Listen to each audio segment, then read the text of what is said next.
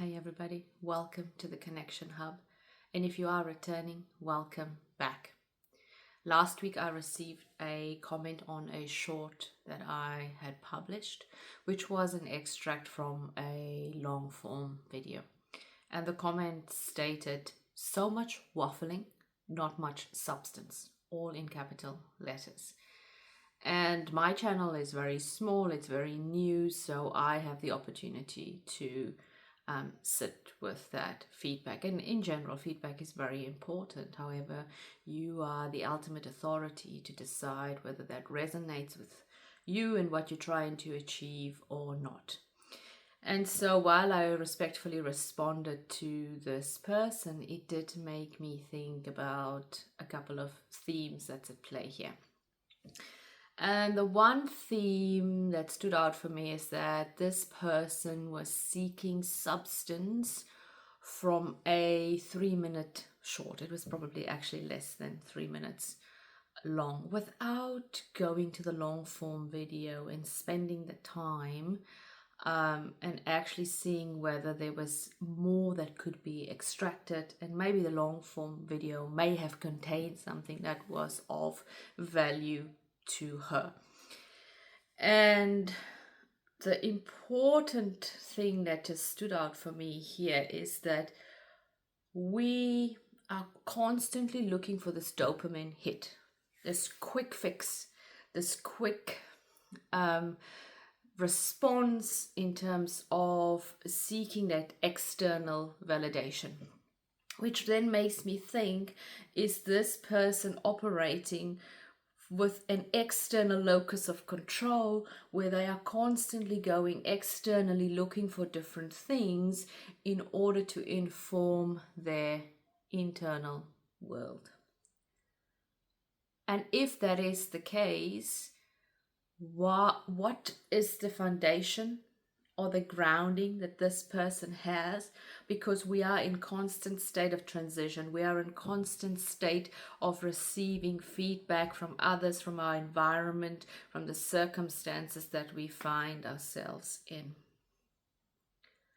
Where is that place of grounding then for that person? Because if you operate from an internal locus of control, there is an understanding that you are the ultimate authority and you hold the control of how you respond, irrespective of what's happening around you. And so for me, that is a very dangerous way, and it is a form of protection, right? That we learned in our childhood in terms of how to respond to our circumstances. But it is worth considering that if you are responding with an external locus of control, how can you turn that around and start finding your grounding, finding your center, knowing who you are and what you want to do, and then operate from that place, so that no matter what happens around you, you have that guidance, that value system, that ethics, the morals that inform how you show up on a day-to-day basis. And so it also took me into a reminder, actually, of an ancient Zen Buddhist proverb that says, "Before enlightenment, chop wood, carry water. After enlightenment, chop wood, carry water."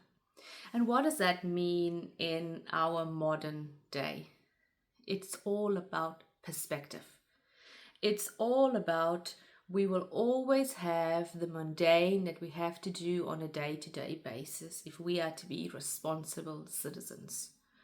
We have to go to work, we have to take care of ourselves, take care of our family, take care of responsibilities. Yes? And many times we can feel overwhelmed by those responsibilities or the things that we have to do on a day-to-day basis. And there could be boredom in that as well. However, when we start operating from a higher perspective or a different perspective, we recognize that these things have to be done, no matter who you are. And from the amount of documentaries that I have watched, or the autobiographies that I have read in terms of people's stories, their journeys, and how it has unfolded. The common theme is always that no matter which level you reach in terms of the work that you are doing or the sport that you play, it doesn't matter. There's always the mundane that have to be tended to on a day-to-day basis. And so what changes is, before enlightenment, we may be frustrated, angry with the mundane that we have to live with. And then after the change in perspective, the recognition that this is actually important in our day-to-day lives, there is I recognize this is what I have to do. Do I choose to do this task or activity with frustration?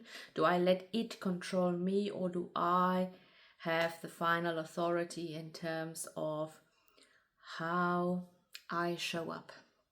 What is the response that I'm going to have when something that may have triggered me before is no longer triggering to me? For example, traffic. Yeah, am I going to get frustrated by sitting in the traffic, or do I recognize that this is part of the journey? This is the road that I have to take on a day-to-day basis. There's always going to be the amount of cars here. So do I perhaps listen to music, find this quiet time? How do I show up differently? And so that is very important, because the magic lives in the mundane. How we show up on a day-to-day basis matters, because our lives are not made up of highlight reels. Our lives are lived every day, every moment, in the here, in the now, and how we're showing up, that becomes our story over time. How we show up towards ourselves, how we show up to our families, the people around us, the people we interact with on a day-to-day basis. That all forms part of our character, who we are. So are we able to adopt an internal locus of control where we are grounded and steady and we know who we are, and we operate from a perspective of this is my life.